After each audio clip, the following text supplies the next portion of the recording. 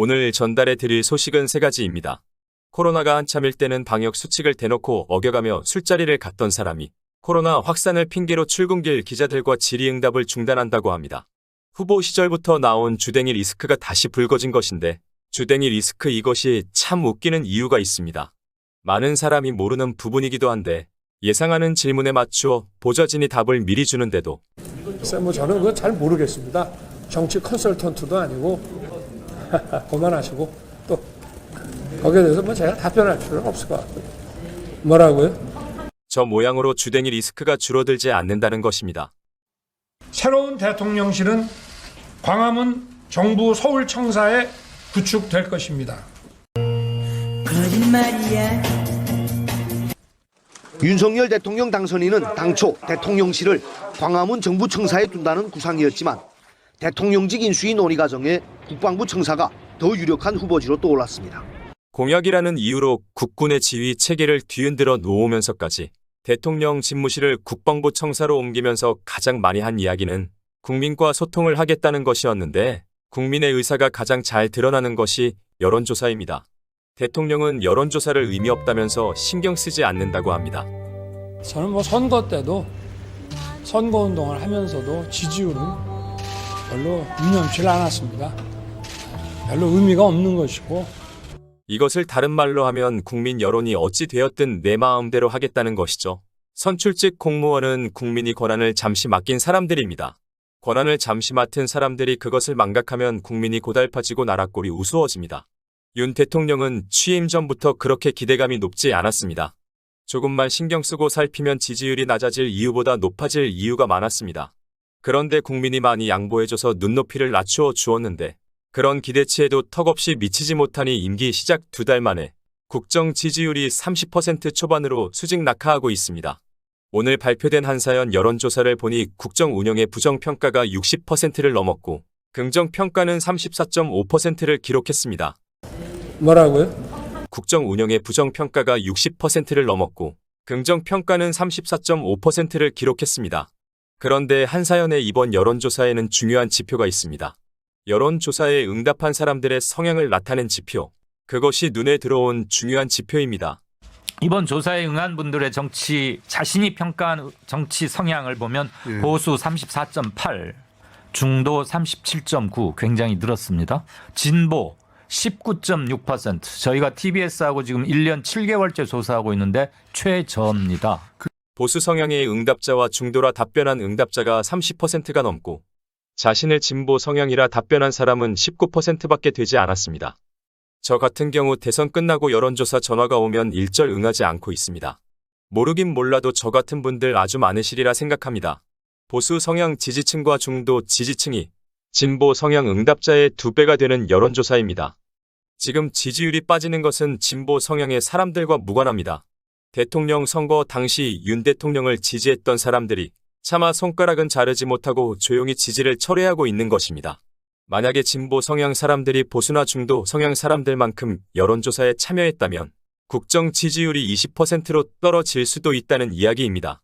이런 소식은 한숨만 깊어지니 전해드리지 않는 것이 좋은데 마지막 세 번째 소식을 전달해 드리겠습니다. 마지막 세 번째 소식은 국민이 알아서 쏘가주니 정부 여당이 흡족해 한다는 소식입니다. 미국과 동맹 복원, 한미일 삼각공조 강화 이런 말을 무척 많이 했고 이런 의지를 보여주려는 듯 중국을 노골적으로 멀리한다 하고 국방백서에 북한을 주적이라 다시 명시했습니다. 멸콩이나 간첩, 빨갱이 이런 말을 안 하면 자다가 엉덩이에 가시가 돋는다 생각하는 사람들이 최소한 대한민국이 한미일 틀 안에서 존중받고 끈끈한 유대를 가졌겠구나 생각할 것입니다. 국민이 그렇게 생각해주니 정부 여당은 주댕이로 안보 타령을 멈추지 않습니다. 안보가 튼튼해지고 전 정권 때보다 국격이 올라간 것처럼 보여주려 하지만 그런데 그것이 그렇지 못하기에 문제가 상당히 심각해진 상태입니다. 대한민국의 외교적 힘과 경험은 다자주의에서 만들어졌습니다. 냉전 시대를 끝내고 노태우 대통령이 북방 정책을 펼 때부터 역대의 어느 정권을 막론하고 기본이 다자주의를 추구했습니다. 임기 시작부터 미국, 일본 일방주의를 추진한 정권은 단 한 번도 없었습니다. 임기 시작 2달 만에 대한민국은 외교적으로 고립되고 있습니다. 윤석열 정부는 한미일 삼각공조를 미국과 일본이 원하는 대로 우리가 중시하고 추진했으니 우리를 존중하고 유대감을 가진 관계라 말하고 싶을 것입니다. 그리고 국민이 그렇게 믿어주길 바랄 것입니다. 정확히 말하자면 윤석열 대통령을 지지했던 사람들 중에서 아직도 지지하면서 눈에서 꿀이 떨어지는 사람들만 그렇게 믿고 있습니다. 그럼 외교와 국제 정치에서 대한민국의 실제 상황은 어떨까요? 동아시아에서는 왕따가 되었습니다. 인수위 시절엔 일본의 사절단을 보내 치욕스런 문안 인사를 하고 오더니 나토에 참석할 때에는 아이가 떼 쓰듯이 윤석열 정부는 일본에 간곡히 청했습니다.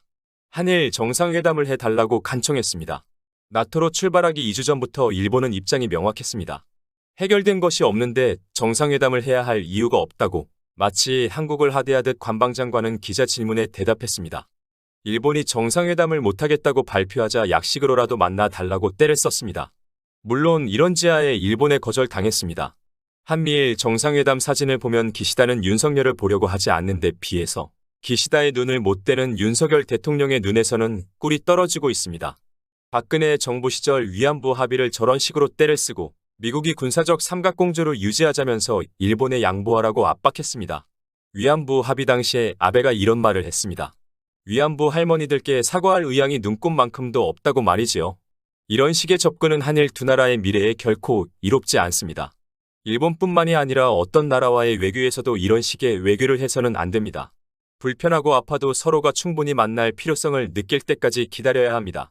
한국이 중국에서 스스로 멀어지는 모습을 보이며 멸콩 이런 하찮은 이야기를 할 때 미국은 중국산에 부과되었던 관세를 인하해 주었으며 양국이 군사적으로 직접 충돌할 위험을 막자면서 협정을 추진하고 있기도 합니다.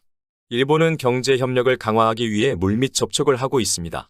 겉으로 보는 것과 안으로 실제 추진하는 것이 같을 수 없는 것이 국제 정치입니다. 아세안 국가가 문재인 대통령을 예우하고 따랐던 이유는 다자주의를 추진했기 때문입니다.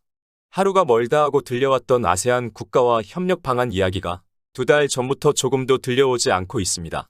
아세안이 대한민국을 따르려면 중국과 멀리해야 하고 러시아와도 멀리해야 하고 미국을 무비판적으로 받아들이고 미국의 인도 태평양 정책에 참가해야 합니다.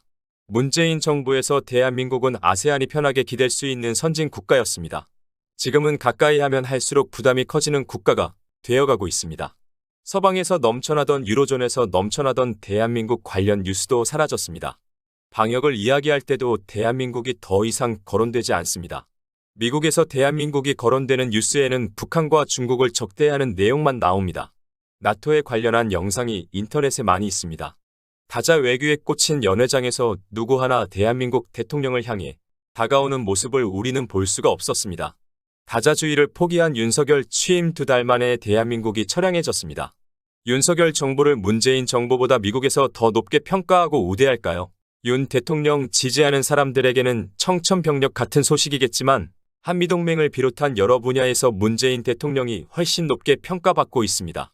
심지어 한국 정부가 아침 저녁으로 떠들던 약화된 한미동맹 강화라는 말도 약화된 적이 없으니 사용하지 말라고 공식으로 요구했습니다.